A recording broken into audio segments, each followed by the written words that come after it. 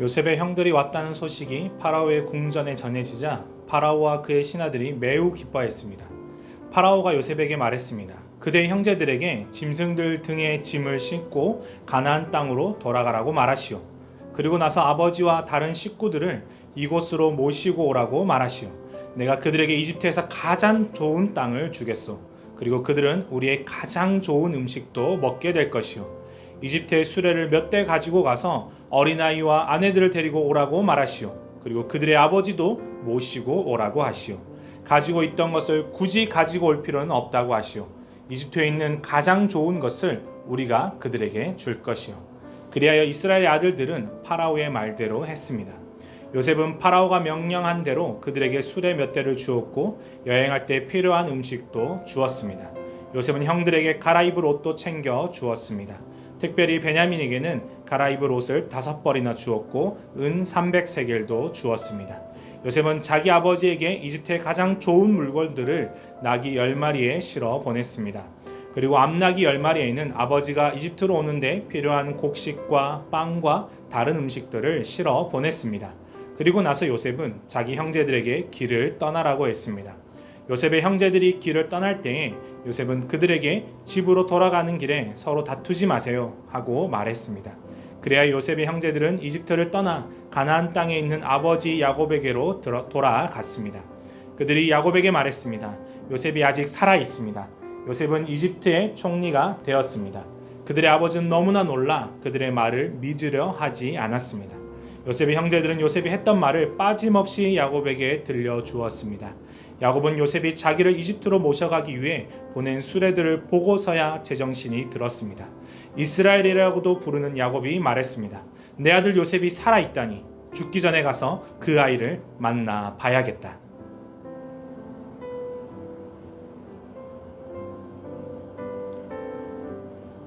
요셉이 살아있다는 것을 알게 되었습니다. 이집트를 재앙에서 구한 영웅, 그 요셉, 그리고 영웅의 가족에게 호의를 베푸는 파라오의 모습이 오늘 본문에 나타나고 있습니다. 식량을 많이 주는 차원을 넘어서서 온 가족이 이집트로 이주할 수 있도록 파라오는 제안을 합니다. 가장 좋은 땅을 주고 그 땅에 이주하여서 살 수 있는 모든 편의를 제공해 주겠다라고 얘기하고 있습니다. 그 가운데 오늘 본문을 바라보면 이스라엘이라 불리는 야곱의 아들들 그리고 요셉의 형들이라 불리었던 그들이 이제는 21절 말씀 가운데 이스라엘의 아들들로 바뀌어 불리는 모습을 보게 됩니다. 하나님이 이스라엘이라 주어주신 그 약속의 이름이 이제 이 야곱의 아들들이었던 요셉의 형들이었던 그 사람들에게까지 이스라엘의 아들들이라는 이름이 칭하게 되는 은혜가 있게 되는 거죠. 22절 말씀은 가운데 또 요셉은 형들에게 옷을 입힘으로 자신의 옷을 빼앗겼던 사건을 은혜로 대갚아주는 모습을 또 보여주게 됩니다. 그러면서 24절 가운데 형제들에게 다시 한번 당부합니다.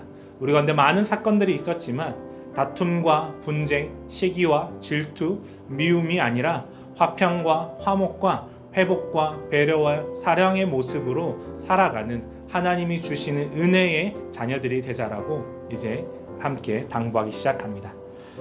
이제 형들은 야곱에게로 돌아갔습니다. 아버지 야곱에게 기쁜 소식을 전합니다. 자신들의 잘못이었고 자신들의 잘못된 판단을 이루어졌던 일이지만 그러나 놀라운 하나님의 은혜의 계획 가운데 하나님의 약속하시 있었음을 야곱에게 알립니다. 그러나 야곱은 쉽게 믿지 못합니다. 왜냐하면 자신 스스로가 끊임없이 속이는 인생을 살았고 그 거짓말 가운데 살았기 때문입니다. 자신들의 아들들에게도 속임을 당했었고 그리고 그 당했던 그 인생이 이제는 요셉이 살아 돌아옴과 함께 끝이 나는 모습을 볼 수 있습니다. 거짓말의 인생이 끝나고 은혜가 시작됩니다. 우리의 삶에도 하나님은 말씀하십니다.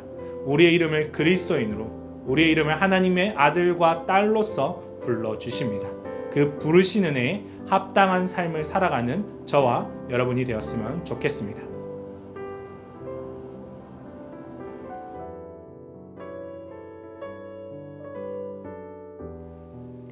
오늘 본문이 잘 이해되셨나요? 말씀을 천천히 다시 묵상해 보시고 질문에 대답해 보아요.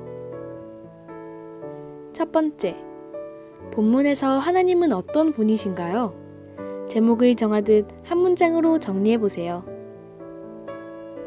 두 두 번째, 느낀 점을 적어 봅시다.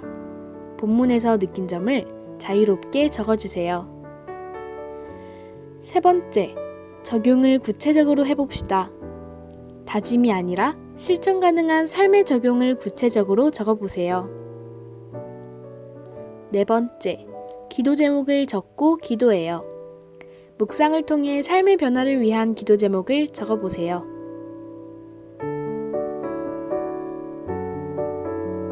오늘도 말씀과 함께 하루를 시작하고 마무리하는 말씀의 세대가 되어요. 예수로 차지 10미닛이었습니다. 감사합니다.